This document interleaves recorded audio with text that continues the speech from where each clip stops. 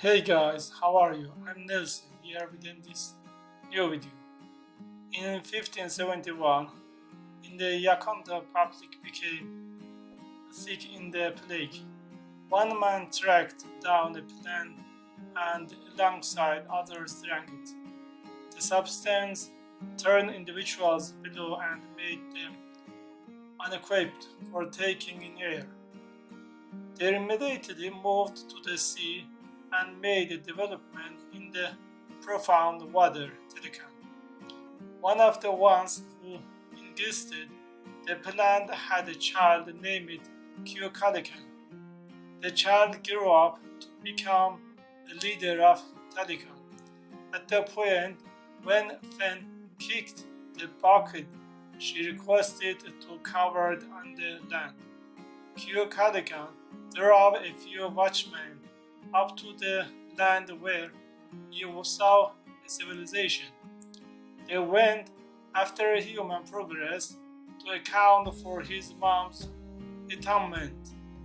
One of the townspeople referred to him as Nemer, signifying the kid without affection.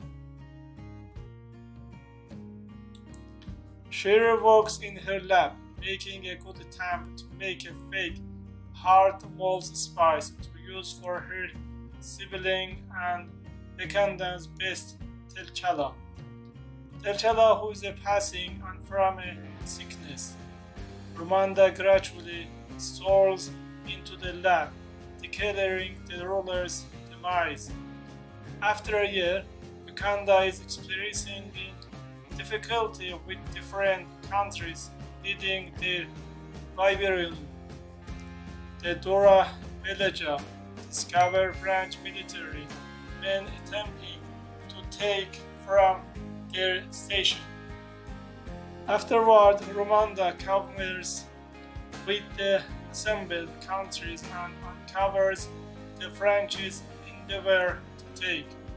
She reminds the nations that despite the fact that the Dark Puma is gone, they will in any case battle.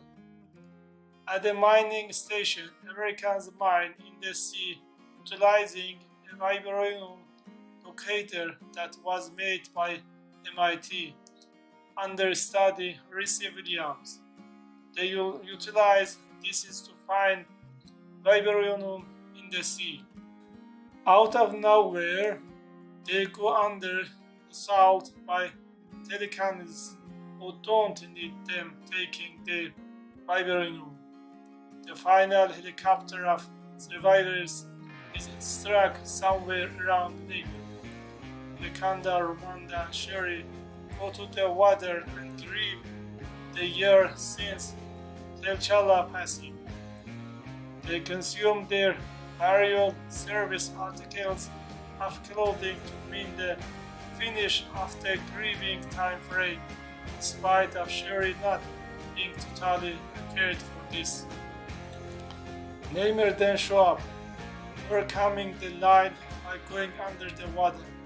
He uncovers then the presence of Telecan and believes that their assistance should prevent outsiders from taking vibranium.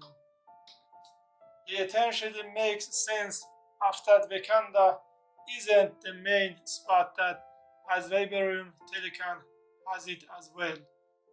Ramonda breathes him, stressed of his friend's presence. He lets them know he will kill the researchers who created the machine and that they can help him, yet they can't impede him.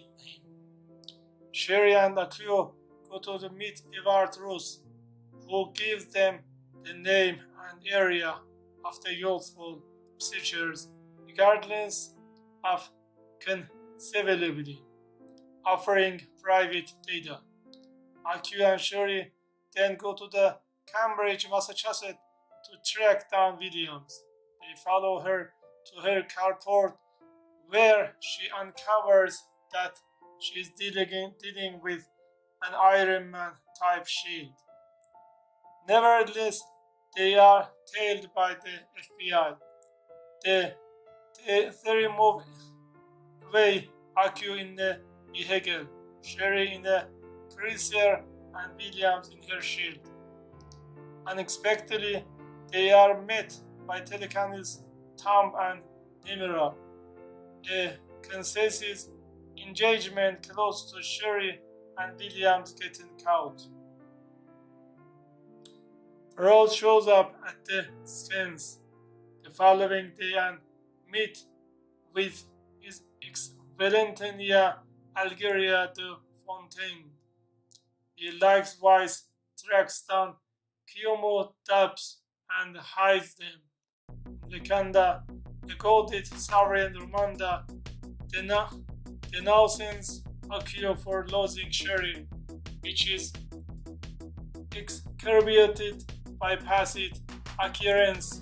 For example, when she printed it forward to Commander when he subverted the high position and flame her from their situation in the Barat. Shuri and Williams awaken in Telecan.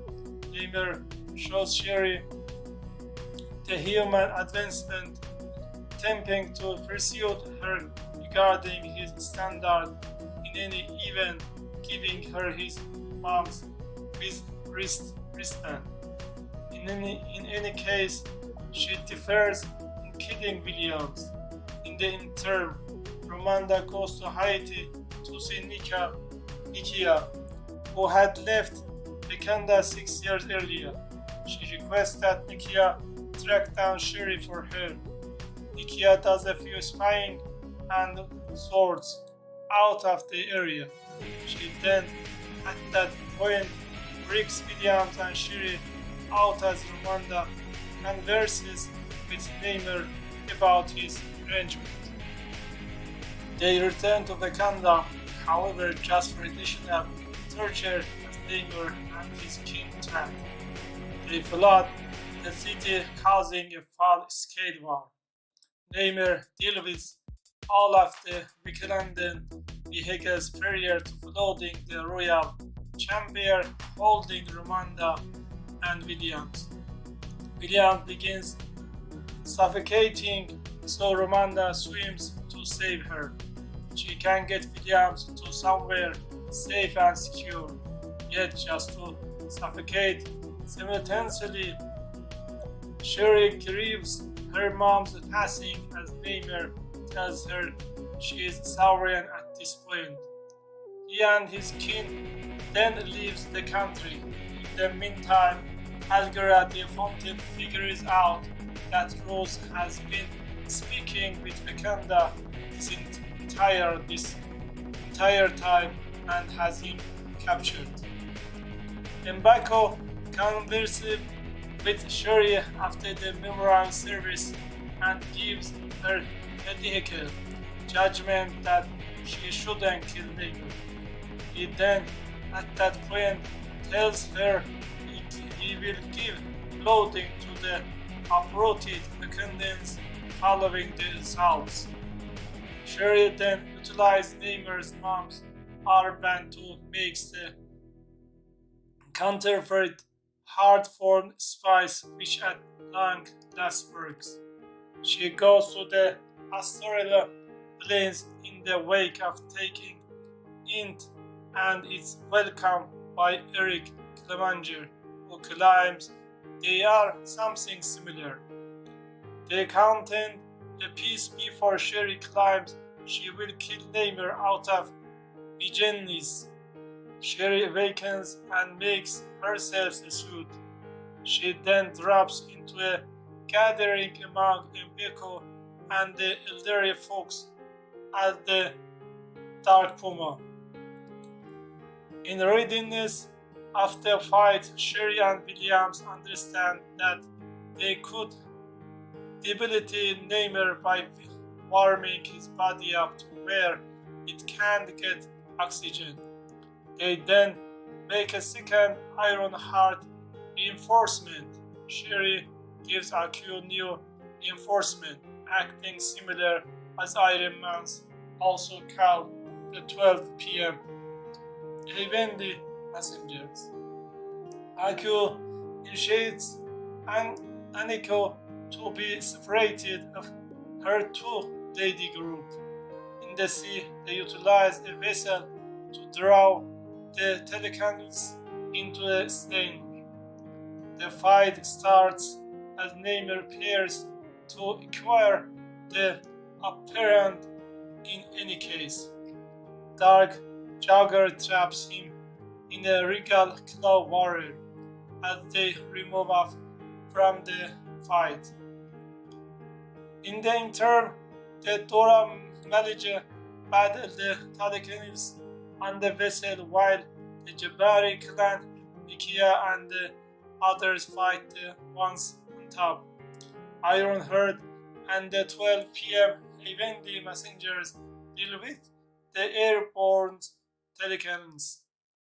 Dark Puma warms up to the Regal Claw Warrior, debilitating Namor.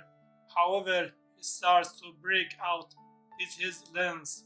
Dark Puma shoots an impact from Vibranium Claws which detonates the entire boat, sending the two enemies into the island beneath. The two battle some more until Namor presses Shuri. Nevertheless, rather than pushing her off, he is more stressed over getting to the water before he bites the dust.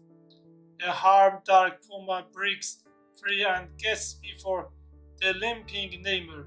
She then, at that point, shoots Wakanda until the end of time as she reinforces up, sending an impact from the detonating claw contender into Namor.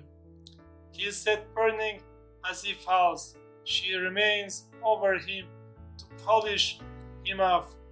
However, recalls her sibling Telcha. With these recollections of the man he was, she chooses to save Namor's life the same length as he gets back to Telecom. Namor has appreciation for the Dark Puma and joins her as they return to the battle scenes and advise everybody to quiet battling. Yet again, Dark Jagger then, at that point, shoots Wakanda until the end of time, as the rest rehash back. In the repercussions, Williams gets back to MIT without a defensive layer, as the Wakandans need no discussion with letting her keep it. Shuri leaves for Haiti as opposite to trying for the lofty position, which eventually is tested by Mbeko. Afterward, Namor painted in his room as a tomb welcome hymns. Namor guarantees her that their new partnership with Wakanda will be gainful. En route to jail, Akio breaks Rose out of care. In Haiti, Shuri meets with Nikia prior to leaving for the ocean side, where she consumes her memorial service stately robe in understanding to Ramonda's desire, permitting her to lament Telcha at least. In a mid-credit scenes, Shuri discovers that Nikia and Telcha have a child, who Nikia has been bringing up, covering distance from the stain of the lofty position. So uncovers his Wakanda names is Telcha.